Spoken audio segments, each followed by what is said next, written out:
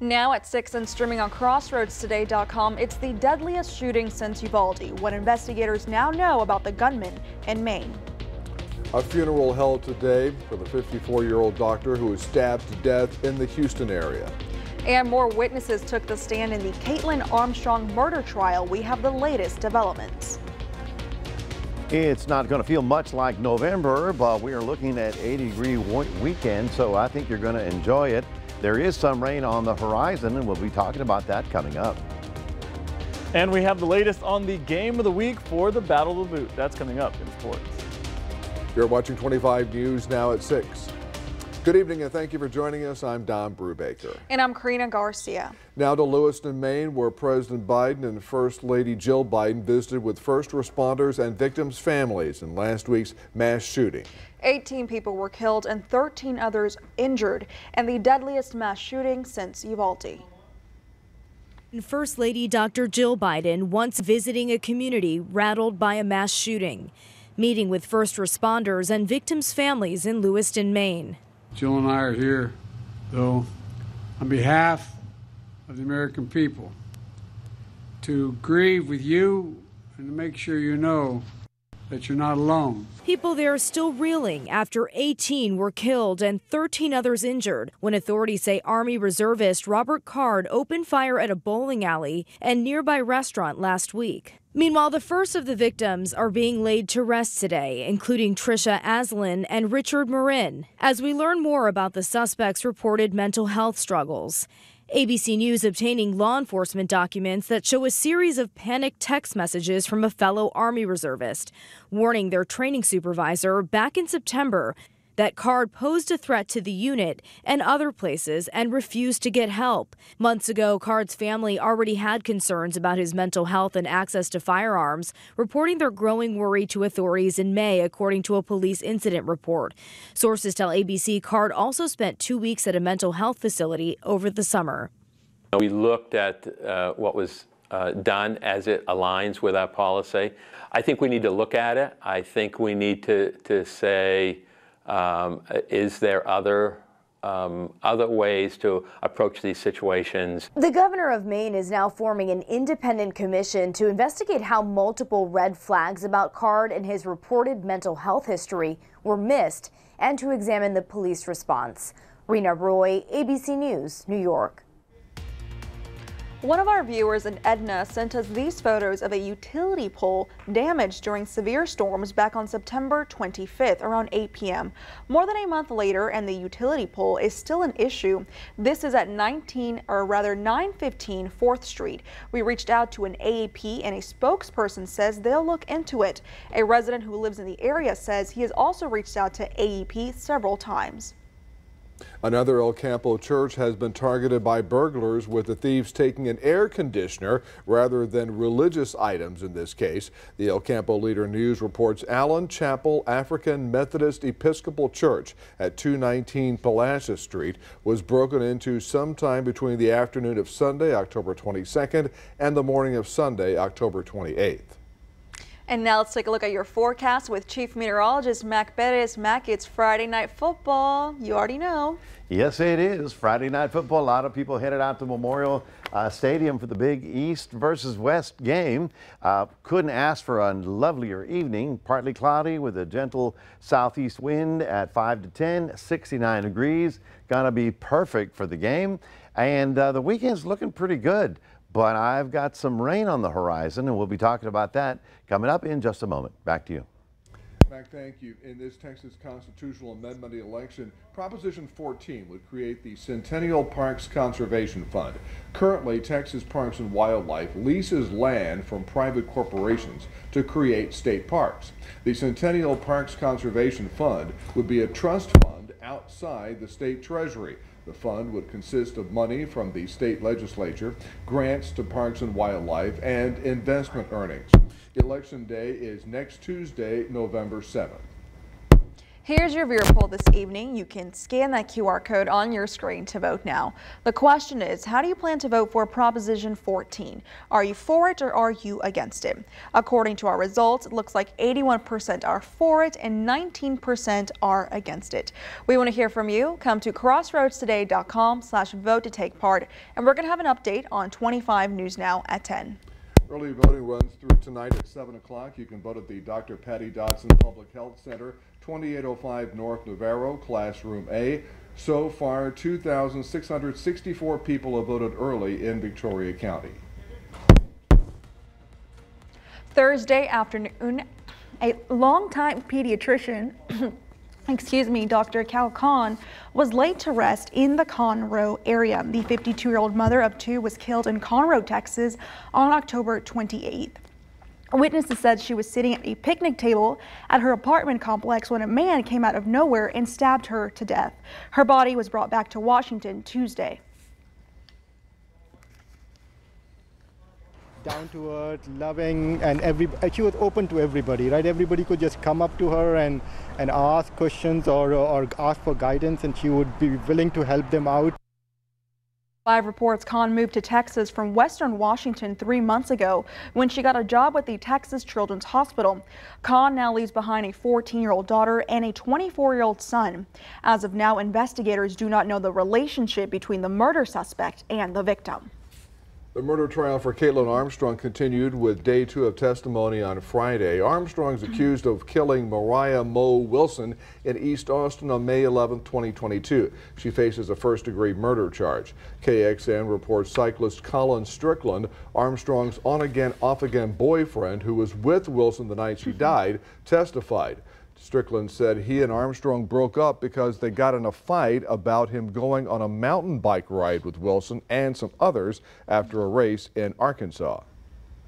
Governor Greg Abbott met with Israeli Prime Minister Benjamin Netanyahu in Jerusalem to discuss ways Texas can continue to support the people of Israel in their war against Hamas.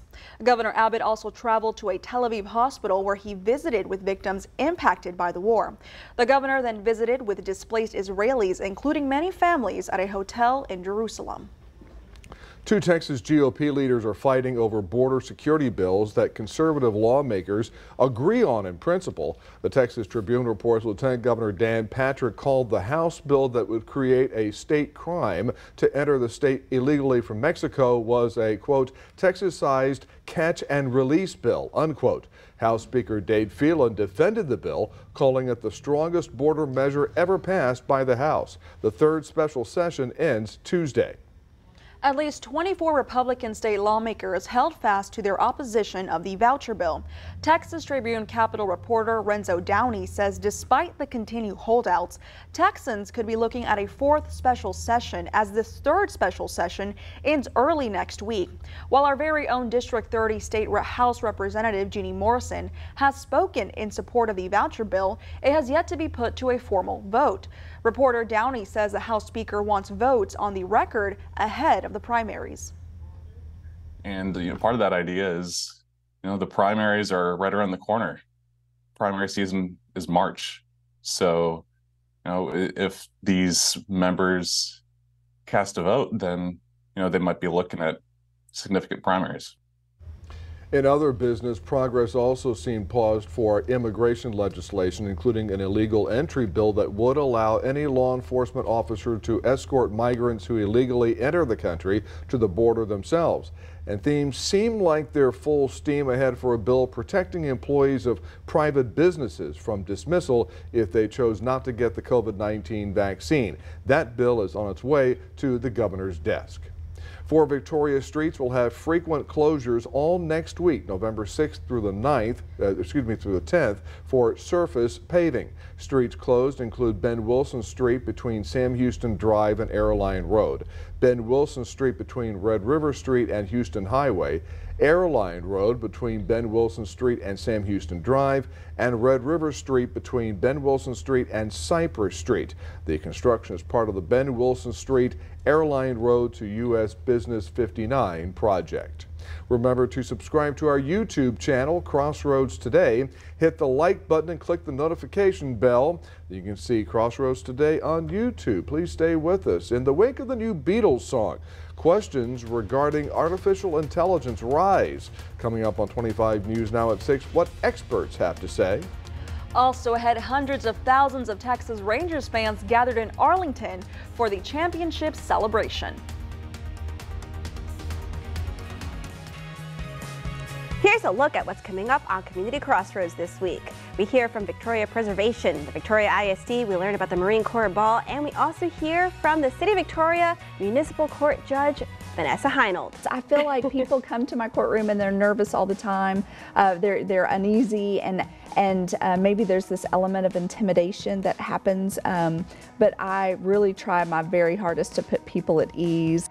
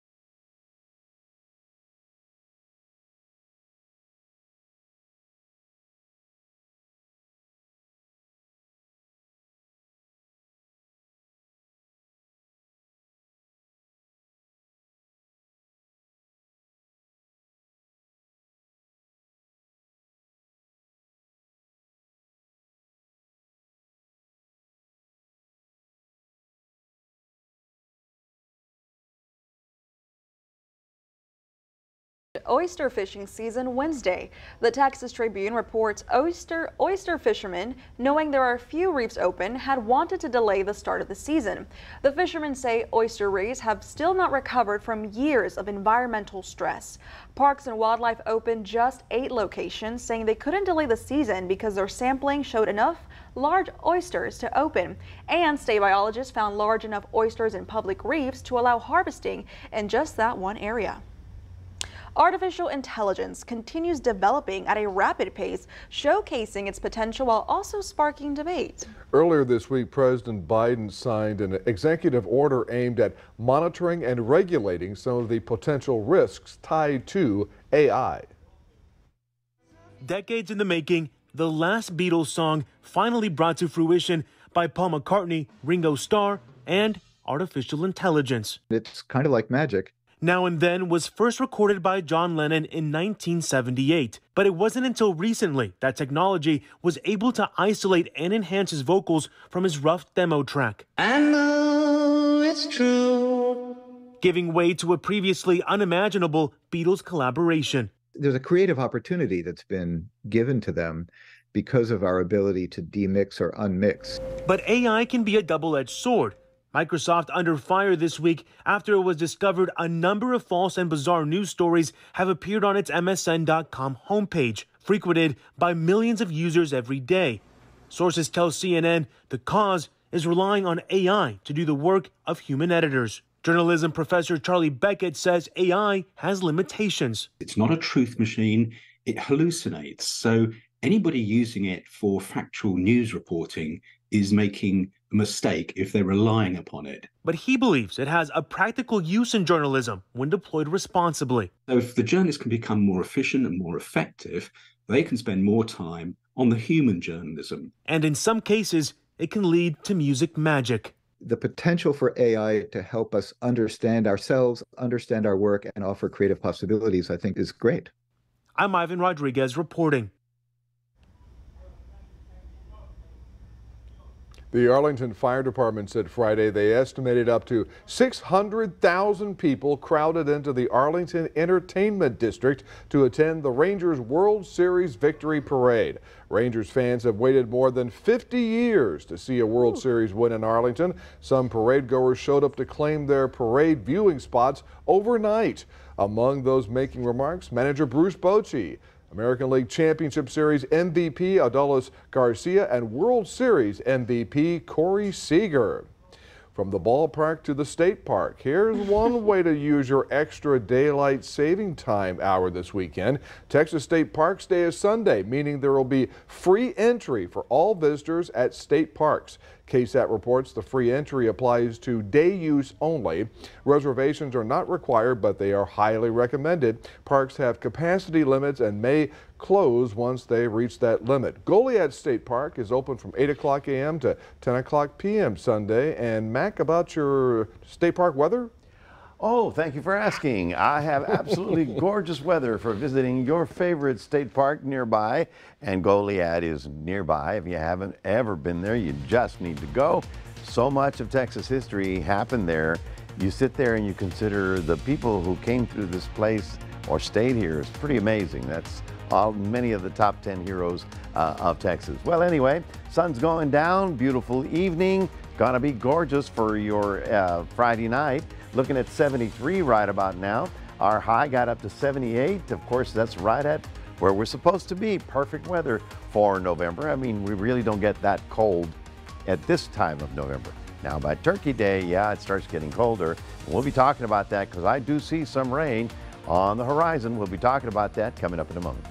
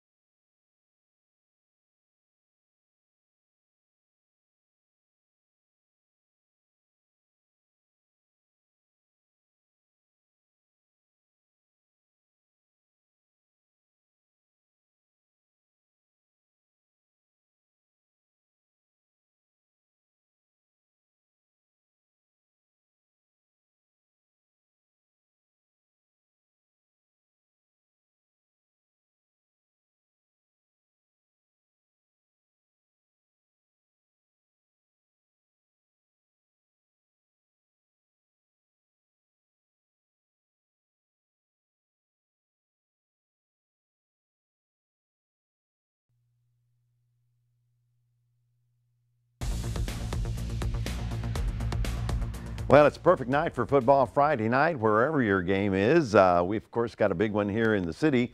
We're looking at generally clear skies at this hour of the day. We did have a few little clouds rolling around, but you might have felt the humidity increase today. That's because the Gulf air sort of rolled in last night, and all of a sudden it wasn't quite as crisp and cold as it was earlier in the week. So we are looking at a pretty good looking weekend. Temperatures slightly above normal for this time of year. As we look at future temps, we're going to go forward into tomorrow morning, and we're going to be looking at only 50s for your sunrise temperatures. So, you know, not 39, it's a little bit better, but fairly comfortable in the morning hours. Then daytimes, well, it's going to warm up very nicely. We're looking at upper 70s for our area of the Crossroads, and then you can see how 80-degree temperatures all the way out into West Texas. What's happening? Well, it's a bit of a warming trend before the next storm arrives. Now, high pressure has been very strong on the East Coast, and now for us, it's affecting us because we're pulling back that southeast wind. well, anything blows from the south is going to be warm because it's in contact with the warm waters. And so all of Texas and even the Central Plains is going to be looking at high temperatures, 78, 80 degrees, pretty amazing stuff for the beginning of November. What you see cloud cover here, but that's basically just the humidity rolling back in. So you'll feel that, but you'll enjoy the weekend, I guarantee you. And as we look at the long term, we're looking at Monday. We start looking at the next storm that's rolling in, and we'll talk about that in the 7-day. Mentioned it yesterday, and I've got to mention it today. Europe is under incredible stress right now because the entire continent is being buffeted by howling windstorms. This storm came over England last night, caused 100-mile-an-hour winds in France. In Normandy Beach, they had 158-mile-an-hour winds, and all that storm has now moved across. In fact, overnight, where did it go? It went to the west coast of Italy. And for those of you that know Tuscany, all those coastal areas of Tuscany were looking at seawater rolling on shore like storm surge. And then we've got another one coming in. This is for Saturday and Sunday. And so I'm just telling you that this is not a hurricane. This is about 5 times the size of a hurricane because it's 1,000 miles wide, and you can see how gusting winds are going to be a problem. Now, the first 2 storms basically came from North America, went across the Atlantic, picked up a lot of heat, and then rolled in, right? Now, the third one, which is going to be out here, is going to come in with a lot of cold air. So this one is going to be a frigid one that's probably somewhere about Thursday or Friday of next week. I'm telling you, if you got family, students over there, just consider, give them a buzz, ask them how things are going, because it's one for the record books, and it's all climate change. I guarantee you that one. 64 to 80 tomorrow in Port Lavaca. A little sun, a little cloud cover. 57 to 81 in Cuero. Things are looking good. Don't forget that Saturday night at 2 a.m. we fall back an hour so that you're not too early for church on Sunday. But we're looking at a great weekend, warm days until about Thursday when that next frontal system starts rolling in here, giving us a 20 to 30 degree temperature drop by Friday of next week. That's your 7-day forecast, reminding everybody we do have a QR code. We'd love for you to scan that and put Crossroads Today on your phone. Here's Karina. Thank you, Mac. And now here's Sports Director Juno Perez. Thanks, Karina. The Ganado Indians and Refugio Bobcats are battling it out for the district title. We hear from some of the Indians after the break.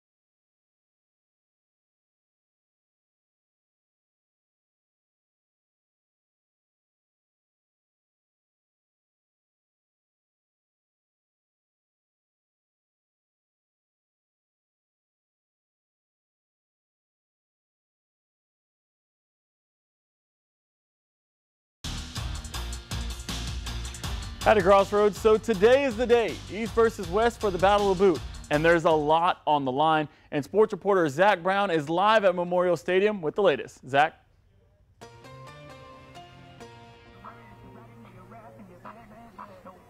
Thanks, Gino. I'm here at Memorial Stadium for Victoria East versus Victoria West. And speaking of Victoria East and West, we've got the head coaches of both teams. Head coach Charlie Reeve, who in his first year, welcome back to the Crossroads, and head coach Courtney Boyce. And first of all, happy Texas High School Coaches Day to both of you guys. And Coach Boyce, I talked to you guys earlier this week.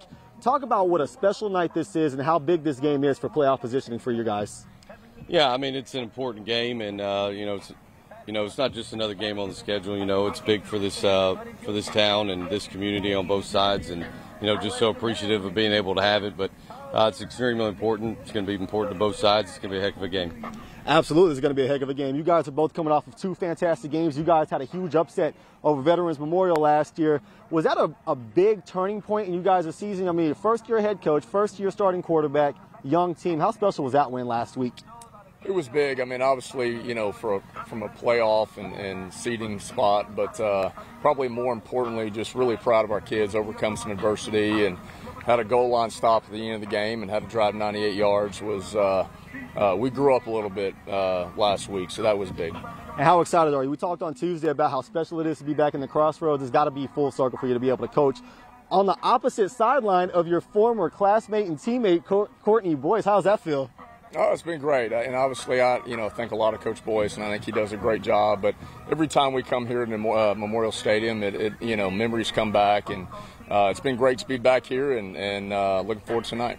An interesting tidbit, yeah, guys. So Courtney Boyce was a senior in high school when Reeve was a freshman. They both went to the same high school. You guys play on the same team? Sure. Yes. You guys did. All right. So this is going to be exciting. Two Crossroads legends, we'll call them, on the opposite sideline. This boot is heavy, certainly not made for walking, but it does hold a lot of bragging rights. Victoria West has won it 3 years in a row. If Victoria East wins this boot, you guys get a home playoff game. Yes, sir. Lots of things on the line tonight. Reporting from Memorial Stadium, Zach Brown, KVU TV 25, News Now Sports. Thanks, Zach. And that's not the only big game tonight. We've got another one in Ganado where the Refugio Bobcats and Indians are playing for the district title. The Bobcats are #2 ranked team in the state and have dominated all season long, but the Ganado Indians have shocked the state and only have one loss, and that was to a then-ranked East Bernard team by just one possession. But here are some of the Indians' thoughts about the game tonight. We're excited. We're excited for the opportunity. The kids have earned it, how they played all year. Not a lot of people thought we'd be in this situation, so that always adds the extra motivation, and we're excited about the opportunity this week. I've had this game circled on my calendar for a while now, and I couldn't be more ready. Everybody had us this year, like maybe not even making it out of district, and shoot, we're gonna give them hell, I'll tell you that. We're excited. They're beatable. Well, being that it hadn't been done in probably 12, 15 years, it'd be pretty shocking for everyone. Playing for a district title tonight in Indian Stadium. Can Ganado shock the state again, or will the Bobcats stomp out their hopes and win yet another district title? Well, that's your sports. Don and Karina, back to you. Thanks, Gina. We're going to be back in a moment. A dog in Southwest Virginia hoping his popularity helps him land a spot on the town council.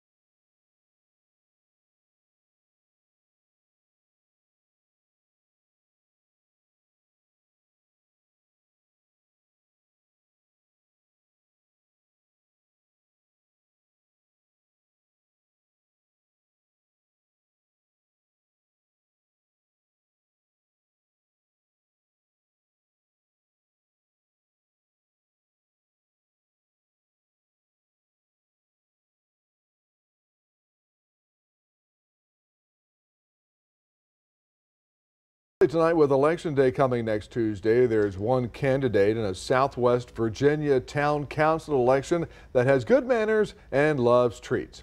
It's a 2-year-old golden doodle named Scooby. Yes, you can write Scooby's name on the ballot. Oh. But according to Virginia law, in order to hold any office in that state, a person must be qualified to vote for office. So you can vote for Scooby as many times as you want, but Scooby will not become a member of that town council in Virginia.